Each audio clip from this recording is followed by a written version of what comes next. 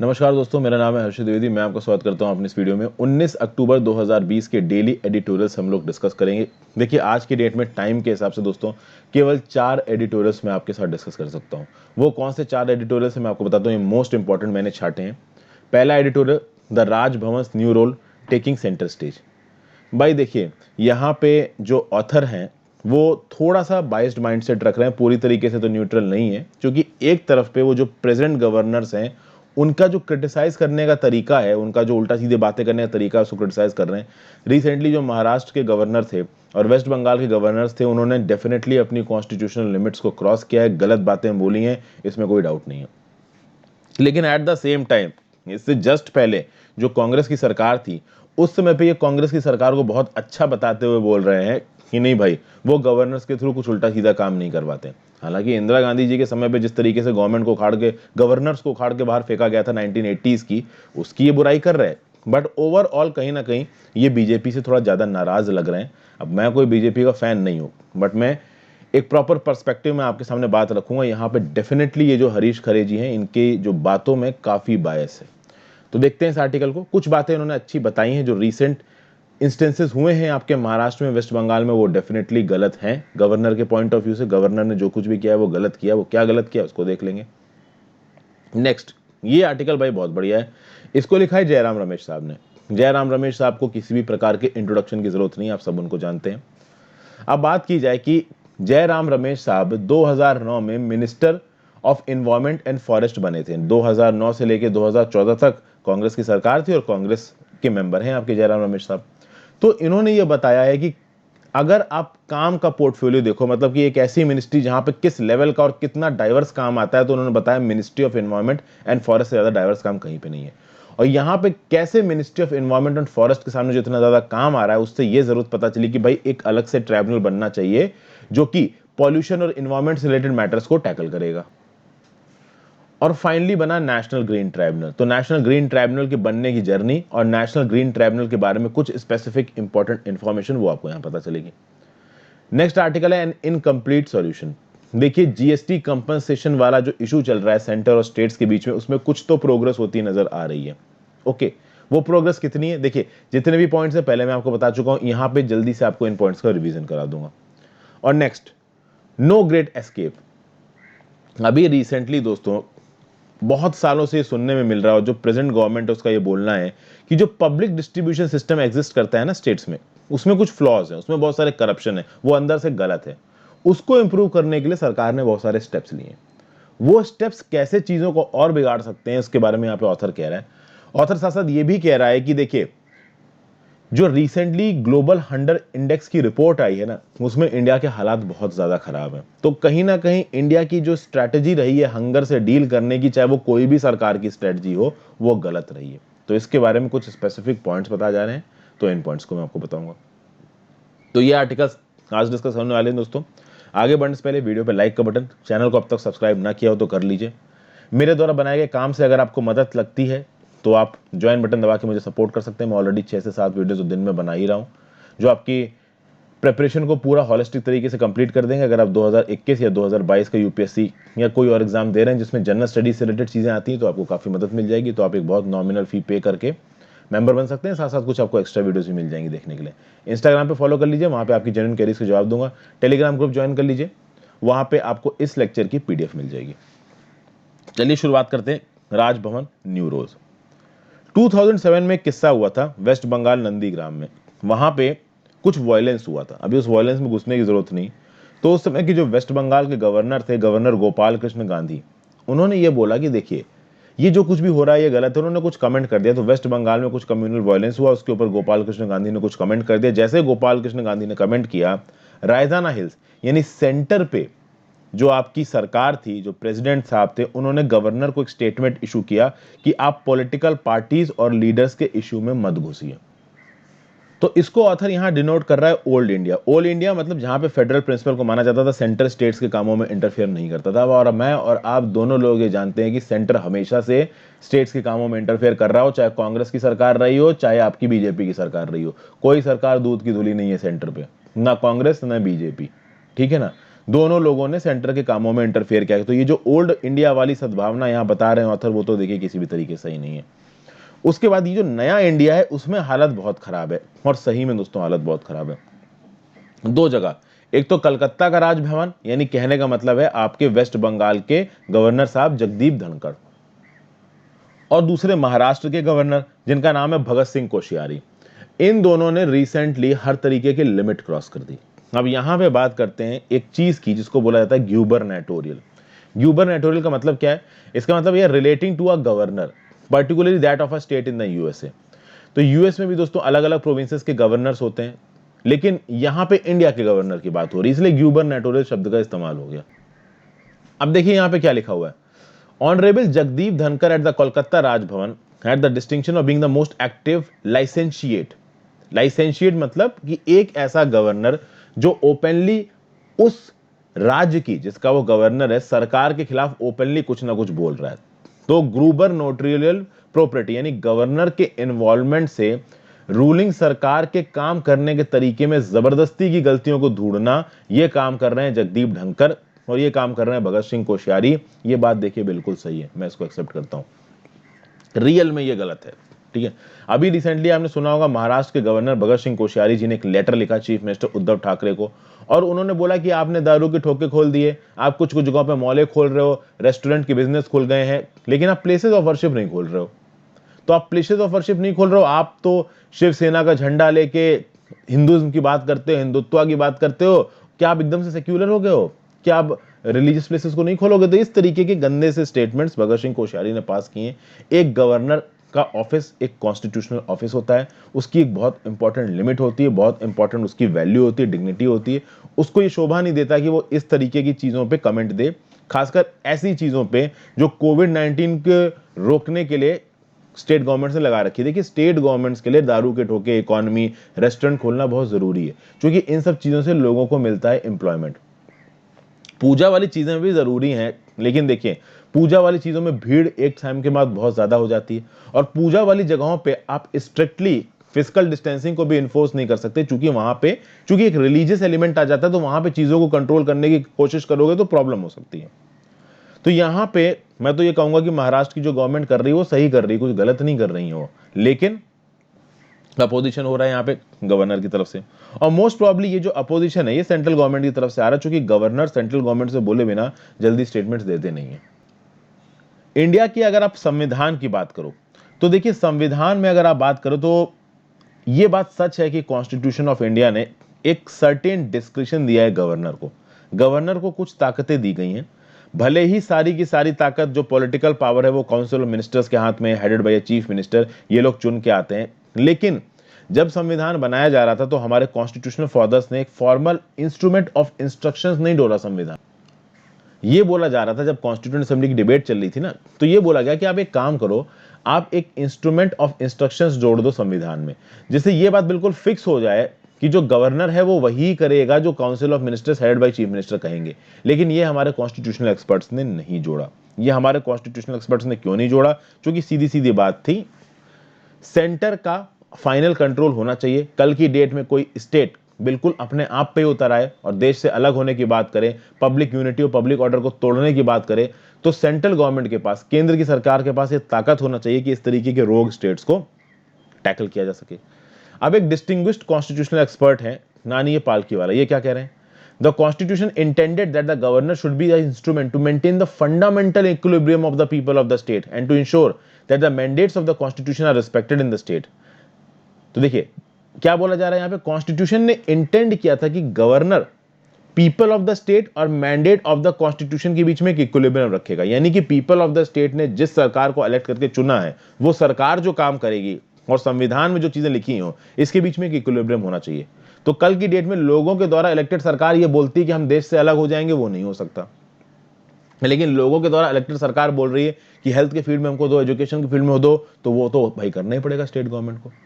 तो यहां पे ये बोला गया कि भाई राजभवन में जितने भी गवर्नर्स को बैठाला जाएगा उनके अंदर विजडम, बुद्धिवान का स्टेटमेंट होना चाहिए। ये चीज यहां पे एक्सपेक्ट की जा रही थी। बट यहां पे सीधे सीधी बात करी जा रही है कि जो करंट पॉलिटिशियंस है हमारे, उनमें बुद्धि नहीं है, ऐसा ये ऑथर बोल रहे हैं। हालांकि गवर्नर के खिलाफ इस तरीके से बोलना भी सही नहीं है। ये बोल रहे हैं पोस्ट नेहरूवियन एरा में ये सब चीजें बहुत हुई हैं। नेहरू जी के काल में तो देखिए केंद्र में और राज्य में दोनों में कांग्रेस की सरकार थी, तो वहां तो प्रॉब्लम आने वाली थी नहीं। नेहरू जी के राज्य के बाहर बहुत सारे राज्य ऐसे थे जहां पे नॉन कांग्रेसी सरकार बनने लगी।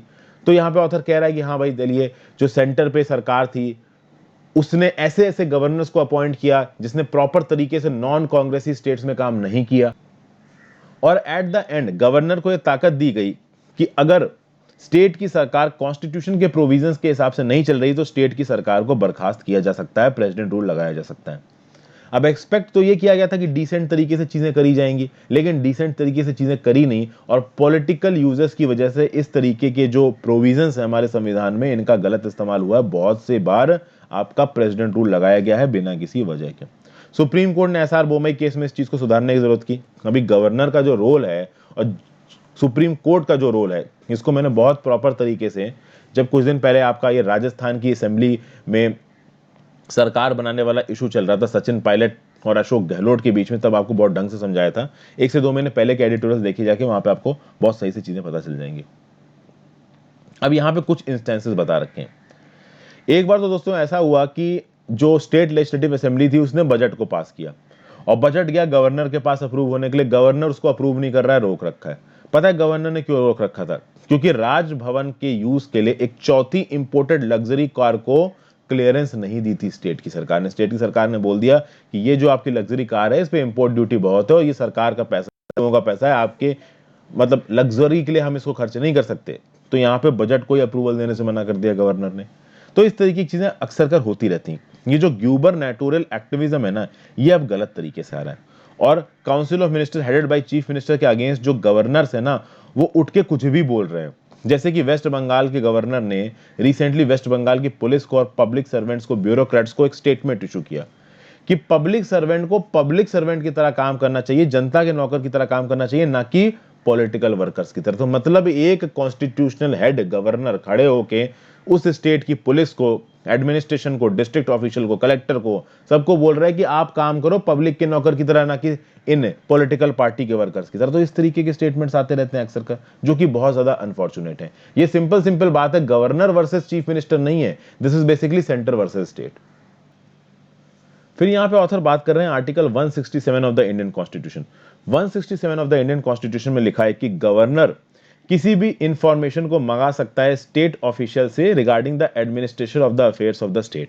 चलिए ठीक है, बट इंफॉर्मेशन मंगाने का मतलब ये नहीं है कि यूनियन होम मिनिस्ट्री में आपके बॉसेस, और यहां पे जो यूनियन होम मिनिस्ट्री में आपके बॉसेस जो लिख रहा है ना ऑथर, कहने का मतलब है मिस्टर अमित शाह। तो अगर यूनियन होम मिनिस्ट्री के ऑफिशियल्स अगर गवर्नर को बोलते हैं कि आप कुछ भी करो, तो इसका मतलब ये नहीं है कि मिस्टर धनखड़ और मिस्टर कोश्यारी जैसे गवर्नर्स बिल्कुल ही पार्टीसन हो जाए। ओके, तो आप देखिए महाराष्ट्र के गवर्नर मजाक सा उड़ा रहे हैं चीफ मिनिस्टर उद्धव ठाकरे साहब का, उनको सेक्युलर बोल के। और यहां पे एक सबसे खास बात ये कि चलिए देखिए, ये जो गवर्नर्स कह रहे हैं वो सही नहीं है, ये बात तो ठीक है, लेकिन यहां पे ऑथर क्या बोल रहा है कि ये ओल्ड इंडिया होता, मतलब कि अभी बीजेपी की सरकार से पहले कांग्रेस की अगर सरकार होती तो कुछ ना कुछ अच्छा तरीका निकाला जाता, राष्ट्रपति भवन गवर्नर के कई हुई चीजों पे डिस्प्लेजर करता था। मतलब कि ये बीजेपी गवर्नमेंट को नीचा दिखा रहे हैं और कांग्रेस गवर्नमेंट को अच्छा बता रहे हैं। सिंपल सा फंडा ये है यहाँ पे, जो कि वो भी सही नहीं है, क्योंकि कांग्रेस की गवर्नमेंट के समय पे भी कई बार सरकारों को बर्खास्त किया गया है, ये पूरे देश जानता है। अब देखिए यहाँ पे अगर बात की जाए सेक्युलरिज्म की, तो सेक्युलरिज्म नाम का शब्द गवर्नर भगत सिंह कोश्यारी ने इस्तेमाल किया है, और इसको एक सैटरिकल वे में इस्तेमाल किया है, उद्धव ठाकरे जी के ऊपर कमेंट मारने की वे में इस्तेमाल किया गया। और आपको एक बात बता दूं, जो सेक्युलरिज्म है, केशवानंद भारती केस में सुप्रीम कोर्ट ने सेक्युलरिज्म को basic structure of the constitution में डिक्लेयर करके रखा गया है। इनफैक्ट 42nd अमेंडमेंट एक्ट में सेक्युलर नाम के शब्द को प्रीएम्बल ऑफ द कॉन्स्टिट्यूशन में जोड़ भी लिया गया है। तो भाई बात यह है कि एक इलेक्टेड गवर्नमेंट को आप सेक्युलरिज्म नाम के शब्द पे बोल बोल के उसका मजाक सा उड़ा रहे हो, ये सही नहीं है। This is basically very unbecoming of the constitutional post that you are holding. तो इसको ग्यूबरनेटोरियल माइंड, ये मैडनेस कहा गया। फिर सीधे सीधे नरेंद्र मोदी जी और अमित शाह जी का नाम लेके भी यहाँ पे इनका अपोजिशन किया जा रहा है। ये बोल रहे हैं कि नरेंद्र मोदी और अमित शाह जो कि सेंटर पे लीडरशिप पे हैं, ये मैक्सिमलिस्ट अप्रोच कर रहे हैं, पावर को अपने हाथ में कंसंट्रेट करने की कोशिश कर रहे हैं। और ममता बनर्जी जैसे जो चीफ मिनिस्टर है वेस्ट बंगाल के, और उद्धव ठाकरे जो महाराष्ट्र में, वो किसी भी तरीके से इंटिमिडेट होने वाले हैं नहीं, डरने वाले हैं नहीं। तो किसी भी तरीके से जो सेंटर पे ऑफिशियल्स बैठे हैं वो स्टेट के लेवल के ऑफिशियल को दबाने की कोशिश कर रहे हैं। ये बताया गया दोस्तों इस आर्टिकल में। काम भर की चीज़ें आपको पता चली गई होंगी कि यहाँ पे क्या चल रहा है। फिर आगे बात करते हैं, hues in the green tribunals resilient journey over 10 years the NGT has made a difference to environmental protection helped by a new tribe of legal practitioners. यहाँ क्या बोला गया, देखिए यहाँ पे इसकी शुरुआत करते हैं। सबसे पहले तो दोस्तों आप एक वीडियो देख लीजिए।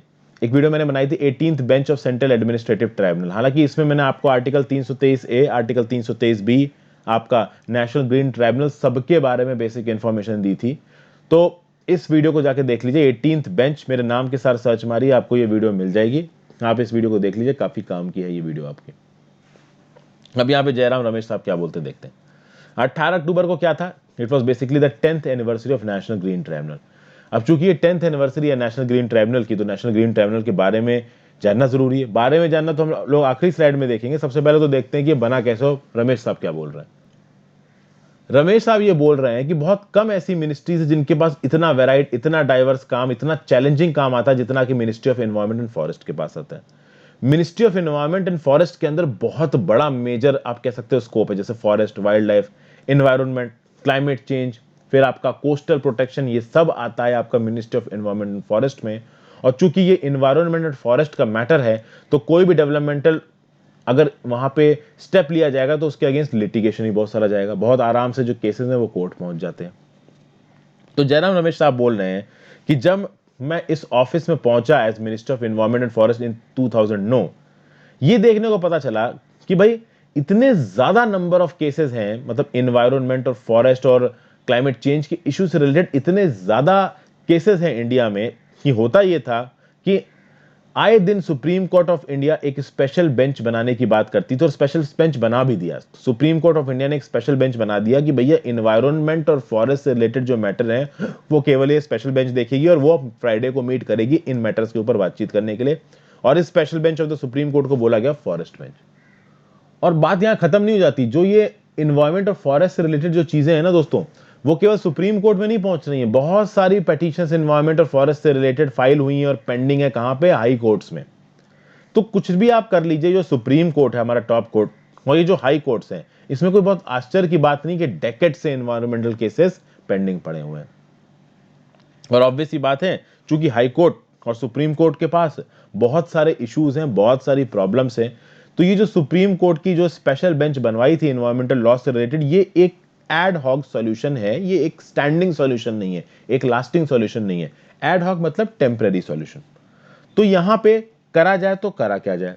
अभी कुछ चीजें करने की कोशिश की गई, जैसे कि फॉर एग्जांपल पार्लियामेंट ने 1995 में स्टैब्लिश किया नेशनल एनवायरमेंटल ट्राइब्यूनल और नेशनल एनवायरमेंटल अपीलेट अथॉरिटी 1997 में। इस अथॉरिटी का इंटेंशन क्या था, इस अथॉरिटी का मैंडेट क्या था? It will act as a forum for challenges to environmental clearances, while the tribunal could award limited amount of compensation in cases of environmental damage to life or property। यानी कि सीधी सीधी बात है, ये जो national environmental tribunal बना और ये जो आपका नेशनल एनवायरमेंटल अपीलेट अथॉरिटी बनी, ये एक ऐसे फोरम की तरह काम करेगा जहां पे पहली बात तो एनवायरमेंटल क्लियरेंसेस से रिलेटेड अगर प्रॉब्लम है तो वो अपीलेट अथॉरिटी के पास चले जाएंगे, अगर वो ट्राइब्यूनल से क्लियर हो जाते हैं। और अगर ट्राइब्यूनल के सामने कोई चीज आती है कि हाँ भाई किसी एक पर्टिकुलर चीज से रिलेटेड कुछ गलत हो गया है, तो ट्राइब्यूनल कुछ कंपनसेशन देने की बात कर सकता है। लेकिन ये जो नेशनल एनवायरमेंट ट्राइब्यूनल था और अपीलेट अथॉरिटी थी, ये सक्सेसफुल नहीं था, ये हो गया फेल। ओके, तो यहां पे एक डेडिकेटेड और एक स्पेशलाइज्ड बॉडी की जरूरत थी, ये बात अब सबको क्लियर हो गई थी। It was clear that the enforcement, protection and adjudication of environmental laws required a specialised and dedicated body. तो एक ऐसा ट्राइब्यूनल जिसमें जजेस भी हों, जिसमें एनवायरमेंटल एक्सपर्ट्स भी हों, जो लोग हाई कोर्ट और सुप्रीम कोर्ट के बर्डन को कम कर सकें और क्वालिटी तरीके से जजमेंट्स को डिलीवर कर सकें।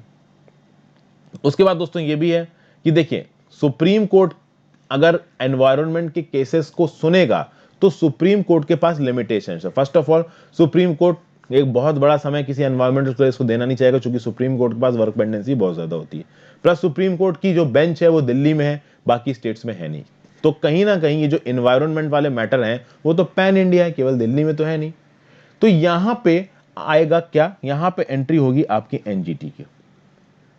एनजीटी चीजों को किस तरीके से चेंज करेगा ये मैं आपको बताता हूं। फर्स्ट ऑफ ऑल, एनजीटी के देश में बहुत सी बेंचेस हो सकती हैं, कहां कहां पे बेंचेस ये भी बताता हूं। तो एनजीटी की ज्यादा जगह बेंचेस होंगी, तो भैया जहां पे केस है उससे नियरेस्ट बेंच में केस फाइल किया जा सकता है और लंबे समय के लिए उसके ऊपर बातचीत करी जा सकती है। सुप्रीम कोर्ट में केस फाइल करना है तो दिल्ली जाना पड़ेगा और सुप्रीम कोर्ट एक लिमिट से ज्यादा टाइम आपका एनजीटी को दे नहीं पाएगा। क्या सुप्रीम कोर्ट में कभी ऐसी बात उठी है जहां पे ये बोला गया हो कि नहीं भाई, इन्वायरमेंटल पॉल्यूशन, इकोलॉजिकल डिस्ट्रक्शन से रिलेटेड कुछ ना कुछ बनाना चाहिए? तो बिल्कुल उठी है। Chief justice of India PN Bhagwati साहब, और पीएन भगवती साहब बहुत सी चीजों के लिए फेमस है। जो सबसे इंपॉर्टेंट चीज जिसके लिए भगवती साहब फेमस है वो कौन सी है, नीचे कमेंट बॉक्स में बताइए। तो एक जजमेंट था MC Mehta and ANR etcetera versus union of India and others etcetera. यहां पे chief justice of India PN Bhagwati साहब ने क्या बोला? Government of India that since cases involving issue of environmental pollution, ecological destruction and conflicts over national resources are increasingly coming up for adjudication, and these cases involve assessment and evaluation of scientific and technical data, it might be desirable to set up environmental courts on the regional basis with one professional judge and two experts drawn from the ecological sciences research group, keeping in view the nature of the case and expertise required for adjudication.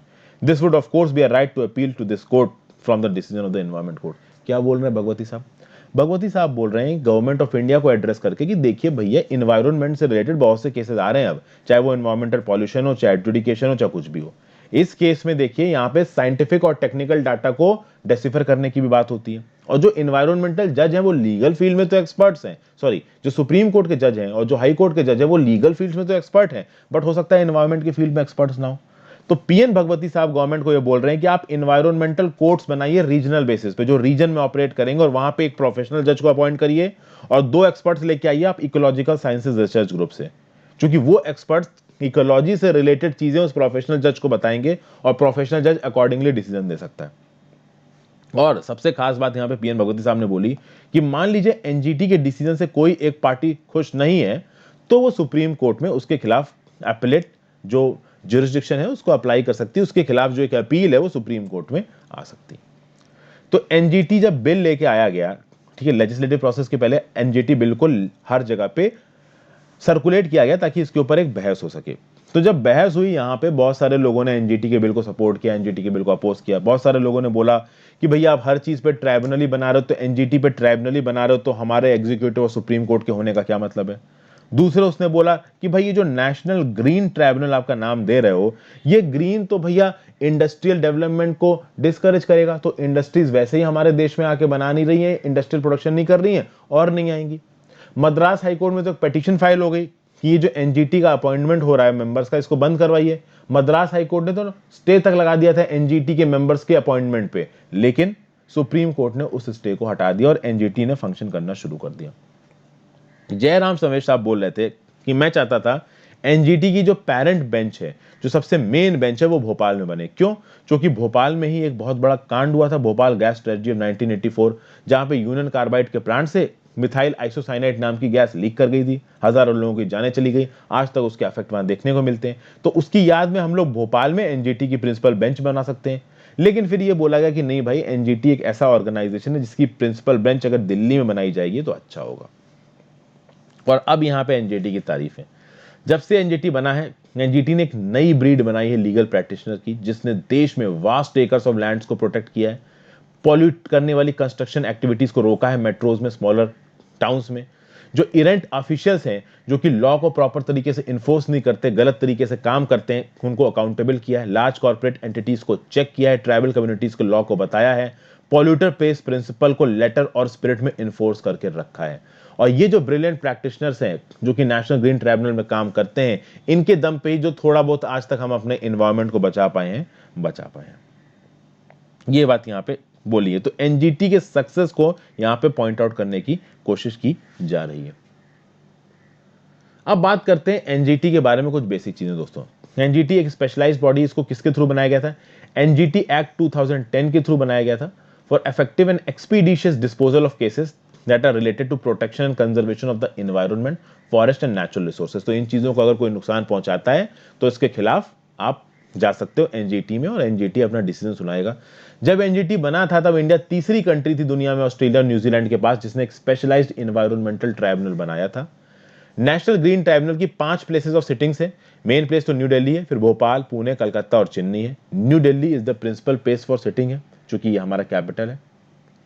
अगर आप बात करो national green tribunal में बैठेगा कौन कौन, तो इसमें 3 मेजर कंस्टिट्यूएंट्स हैं। एक तो है इसके चेयरपर्सन, फिर इसमें है आपके जुडिशियल मेंबर्स और हैं आपके एक्सपर्ट मेंबर्स।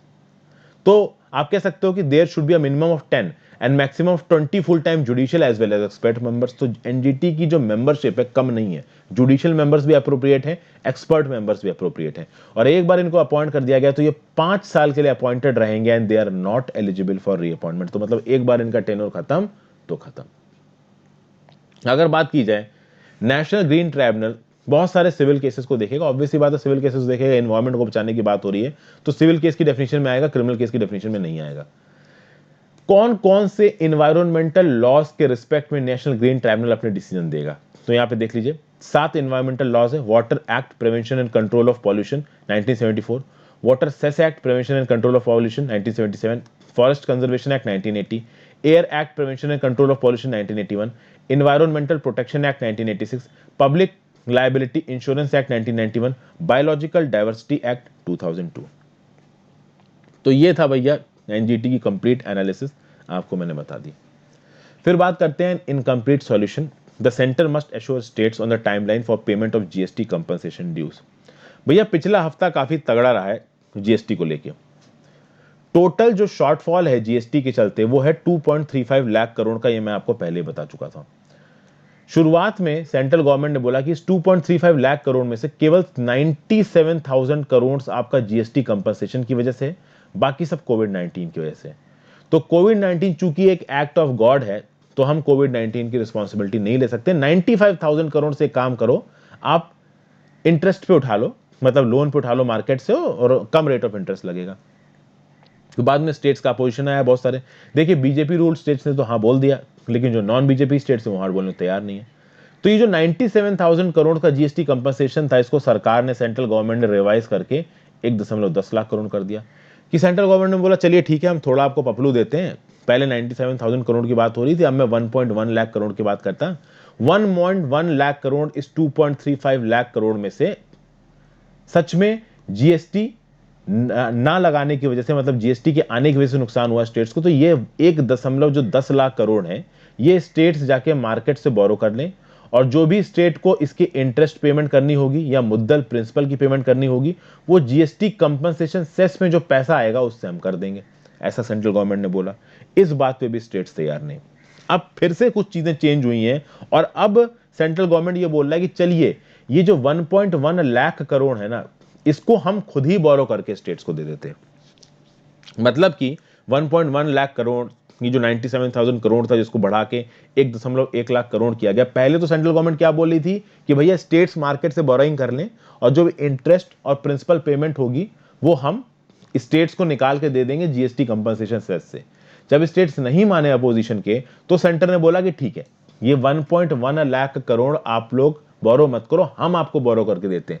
तो हम आपको बोरो करके देंगे तो ओवरऑल जो पूरे देश में जो इंटरेस्ट रेट होगा वो यूनिफॉर्म होगा और आराम से इस पैसे को हम लोग जीएसटी कंपनसेशन सेस में जो इंटरेस्ट आ रहा है उससे, जीएसटी कंपनसेशन सेस में जो भी पैसा आएगा उससे इंटरेस्ट और पेमेंट प्रिंसिपल वापस कर देंगे।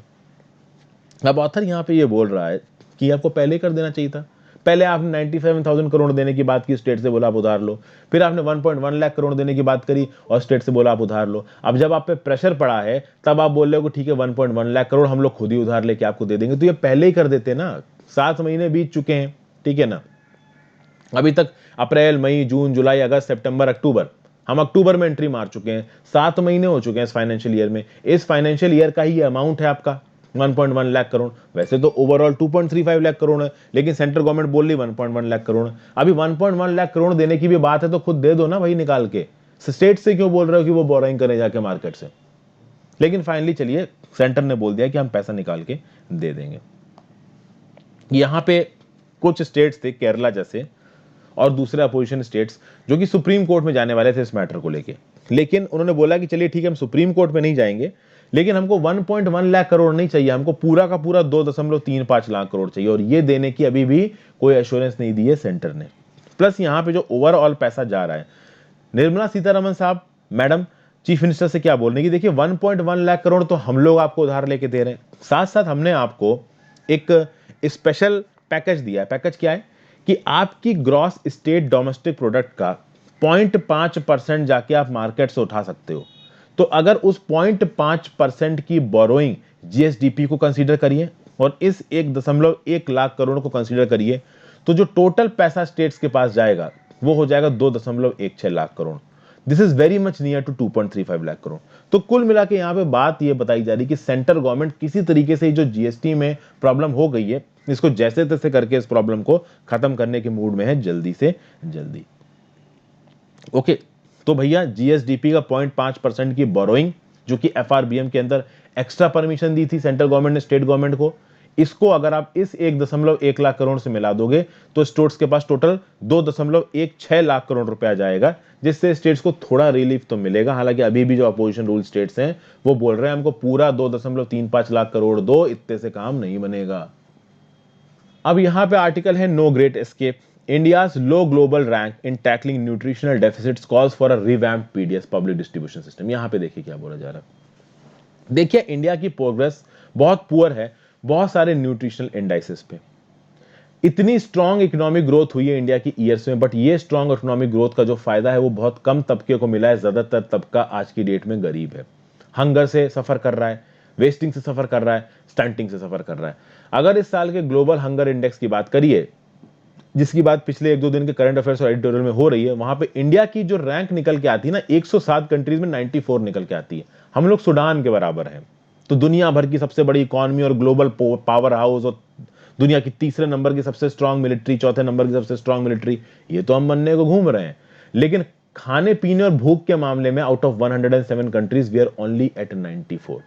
तो कहीं ना कहीं सिचुएशन बहुत ज्यादा सीरियस है। अगर हम सूडान के बराबर हैं तो सीरियस है सिचुएशन। और जो कंट्री का स्कोर आया है ग्लोबल हंगर इंडेक्स में वो आया 27.2। ब्रिक्स कंट्रीज में सबसे पीछे, इवन पाकिस्तान, श्रीलंका, बांग्लादेश और नेपाल जैसी कंट्रीज से भी पीछे हैं हम। पाकिस्तान से हम पीछे हैं जहां खुद ही इतनी गरीबी और हालत खराब है।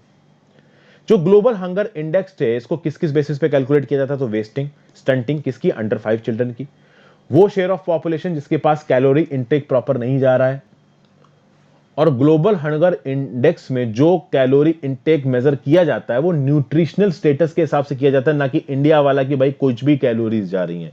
और चाइल्ड मोर्टेलिटी, तो child mortality, share of population with insufficient calorie intake, wasting in stunting and under 5 children, इन सब के बेसिस के आधार पर क्या बनता है आपका, इन सब के बेसिस के आधार पर बनता है ग्लोबल हंगर इंडेक्स।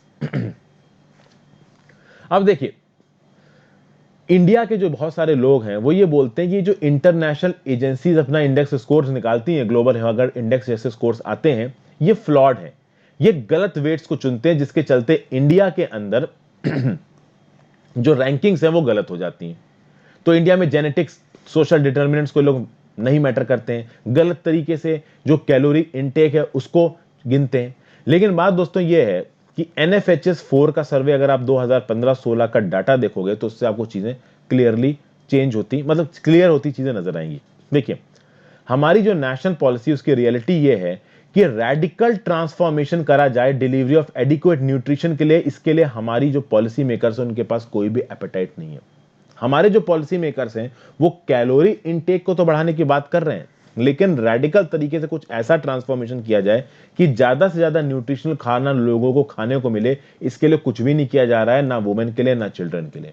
इनफैक्ट आप देखो दोस्तों, पब्लिक डिस्ट्रीब्यूशन सिस्टम के अंदर आप करप्शन को पॉइंट आउट करने की तो बात करते हो, लेकिन इस बात पे आप बिल्कुल ध्यान नहीं दे रहे हो कि डाइट डाइवर्सिटी को मेंटेन किया जा सके पब्लिक डिस्ट्रीब्यूशन सिस्टम के अंदर। पब्लिक डिस्ट्रीब्यूशन सिस्टम के अंदर जब ये शुरू हुआ था तब जो क्रॉप्स दी जा रही थी आज भी वही क्रॉप्स दी जा रही हैं। बहुत सारी ऐसी चीजें जैसे सब्जियां वगैरह ये पब्लिक डिस्ट्रीब्यूशन सिस्टम के अंदर नहीं मिलती हैं। तो पीडीएस के अंदर अगर आप सब्जियों जैसी चीजें बांटने लोगे, फ्रूट्स जैसी चीजें बांटने लगोगे, तो उससे होगा क्या, जो गरीब लोग हैं जो कि पीडीएस के थ्रू राशन उठाते हैं उनको बहुत फायदा हो जाएगा। लेकिन ऐसा कुछ भी सरकार करने की कोशिश नहीं कर रही है। इनफैक्ट दोस्तों आप देखिए, the country is widely seen as falsely equating energy calories with a diverse diet. हम लोग ये तो बता रहे हैं कि हमारे देश के जो लोग हैं वो कैलोरी इनटेक कर रहे हैं, बट वो जो कैलोरी इनटेक कर रहे हैं वो हेल्दी कैलोरी है या फिर अनहेल्दी कैलोरी है। तो ऐसे तो आप डालडा घी पी जाओ, सब आपका कैलोरी में आएगा, लेकिन क्या वो एक डाइवर्स डाइट है? क्या उसमें प्रोटीन्स, कार्बोहाइड्रेट्स प्रॉपर अमाउंट में जा रहे हैं? नहीं जा रहे हैं। तो भाई वैसे ही हालत देश की खराब थी अगर आप खाने पीने की बात करो। ऊपर से भैया आ गया कोरोना, भैया फूड इन्फ्लेशन बढ़ गया, लोगों की जो मीगर पेंशन और सेविंग्स थी वो खत्म होने लगी, इनकम गिर गई और लोगों की हालत खाने पीने के मामले में और ज्यादा खराब हो गई है।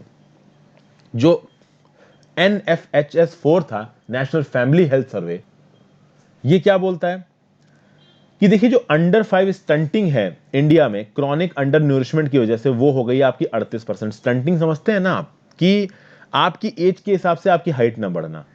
और जो आपका वेस्टिंग है, वेस्टिंग मतलब कि आपकी हाइट के हिसाब से आपका वजन ना होना, ये पहुंच गया 21% पे। तो NFHS national family health survey 4 क्या बोलता है कि stunting, under 5 stunting at 38% and under 5 wasting at 21%। अब भले ही अगर आप 10 या 20 साल पहले के डाटा से इसको कंपेयर करोगे तो चीजें सुधरी हैं, लेकिन उस लेवल पे नहीं सुधरी हैं जिस लेवल से हमारी जो इकोनॉमी है वो बढ़ी है। नेशनल फूड सिक्योरिटी एक्ट आया, और नेशनल फूड सिक्योरिटी एक्ट, और ये कांग्रेस की सरकार के समय ही आ गया था। इस एक्ट के थ्रू बोला गया कि भैया देश के एक बहुत बड़े तबके को खाना दिया जाएगा। चलिए ठीक है, लेकिन क्या इस नेशनल फूड सिक्योरिटी एक्ट ने सच में लोगों की जो न्यूट्रिशन लेवल है उसको कम किया है? नहीं दोस्तों। नेशनल फूड सिक्योरिटी एक्ट ने लोगों को सीरियस प्रोवाइड करने की तो कोशिश की है, बट डाइवर्स डाइट प्रोवाइड करने की कोशिश नहीं की। इस चीज पे ध्यान नहीं दिया कि अप्रोप्रिएट अमाउंट में फैट, प्रोटीन या माइक्रो न्यूट्रिएंट्स मिल रहे हैं कि नहीं मिल रहे हैं लोगों को। और ये कांग्रेस की सरकार के समय पे भी नहीं हुआ, ये बीजेपी की सरकार के समय पे भी नहीं हुआ। तो इसको ओवरऑल पॉलिसी मेजर के रिस्पेक्ट में देखना।